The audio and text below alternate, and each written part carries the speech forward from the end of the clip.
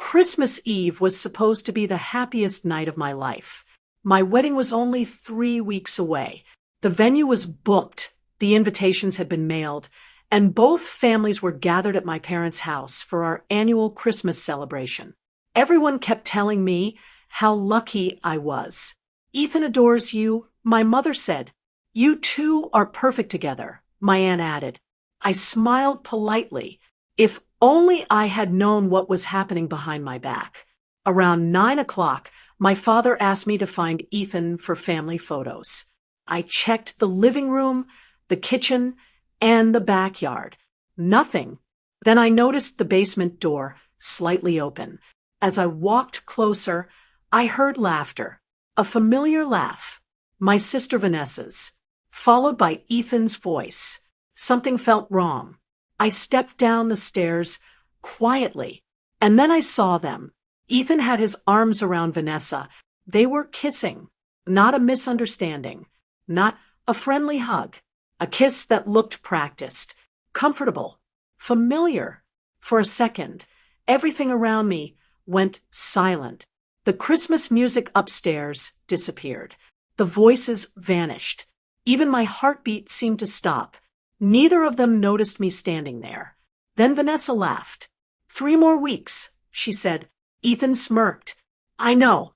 After that, we won't have to hide anymore." The words hit harder than the kiss. My own sister, my fiancé, planning a future, while I was paying for a wedding they never intended to honor. I could have screamed. I could have exposed them immediately. Instead, I stayed completely still. Because in moments like these, people reveal who they really are. And I wanted to hear everything. Vanessa rolled her eyes. "She trusts us so much. It's almost embarrassing." Ethan laughed. "That's what makes this easy." They both laughed. At me, at my trust, at my loyalty, at the years I had spent loving them. That was the moment something inside me changed. Not anger, not heartbreak. Clarity, the kind that arrives when every illusion finally breaks. I stepped back without making a sound. Neither of them saw me leave. A few minutes later, I walked upstairs carrying a tray of drinks. I smiled for family photos. I helped serve dinner. I opened Christmas presents. And I acted as if nothing had happened. The entire night, Ethan kept trying to hold my hand. Vanessa kept calling me her favorite sister. Neither realized I already knew the truth. That night, after everyone went home, Ethan texted me, "I love you. I can't wait to marry you." I stared at the message for a long time. Then I slowly removed my engagement ring, placed it on the kitchen table, and smiled, not because I was happy, because I had finally stopped being blind. They thought they were getting away with everything. They had no idea what I was about to do next. The next morning, I didn't call Ethan. I didn't confront Vanessa. I didn't cry in front of anyone. Instead, I canceled the wedding. Quietly, the venue received an email. The caterer received a call. The florist was informed. Within 48 hours, every reservation connected to the wedding was gone. Ethan finally showed up at my apartment demanding answers. "What is wrong with you?" he snapped. "Do you realize how much money this is costing us?" Us.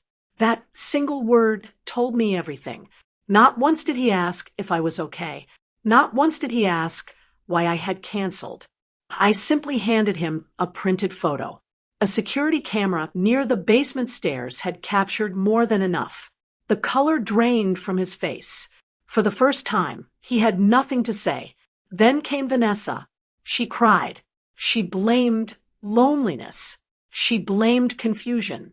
She blamed everyone except herself. I listened quietly. When she finished, I said only 4 words. "You made your choice." Then I closed the door. The weeks that followed shocked everyone. They expected me to beg, to forgive, to fall apart. Instead, I focused on myself. I accepted a promotion I had delayed because of the wedding. I traveled for work. I invested the money I had saved for married life into my future instead. Meanwhile, Ethan and Vanessa went public with their relationship. At first, they seemed happy. Then reality arrived. Friends stopped trusting them. Family gatherings became awkward. People who had once defended them slowly backed away. Trust, once broken, is expensive. Months later, I heard they were constantly arguing. The excitement of betrayal had faded, leaving only the consequences behind. And while they spent their energy explaining themselves, I spent mine building a better life. If you're enjoying stories where truth always wins and respect is earned, subscribe to Justice Tales Junction. Every story proves that quiet strength is more powerful than loud revenge. One evening, I received an unexpected message from a mutual friend. "Have you heard what's happening with Ethan and Vanessa?" I smiled at the screen but didn't reply, because they were still talking about me. I was already far ahead of them. Almost a year passed before I saw Ethan and Vanessa again. The meeting happened at my cousin's engagement party. By then, my life looked completely different. The promotion I had accepted after canceling the wedding had led to another opportunity. I was managing major projects, traveling regularly, and living with a level of peace I hadn't felt in years. When I arrived at the venue, conversations slowly quieted. Not because I wanted attention, because people had heard what happened after the wedding was canceled. They knew I had rebuilt my life without drama. Across the room, Ethan noticed me first. His expression changed immediately. Vanessa looked uncomfortable. The confidence they once carried was gone.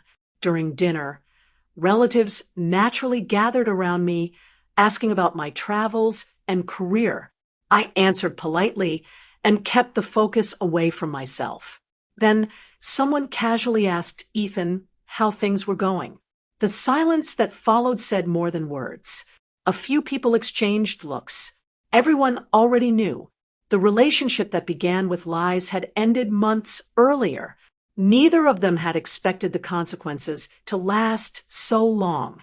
Later that evening, Vanessa approached me alone. For several seconds, she simply stood there. Finally, she spoke. "You were the best sister I ever had." I said nothing. Tears filled her eyes. I ruined everything. For the first time, there were no excuses, no blaming, no justifications, just truth. A few minutes later, Ethan walked over. He looked older than I remembered. "I owe you an apology," he said quietly. "You deserved better than what I did."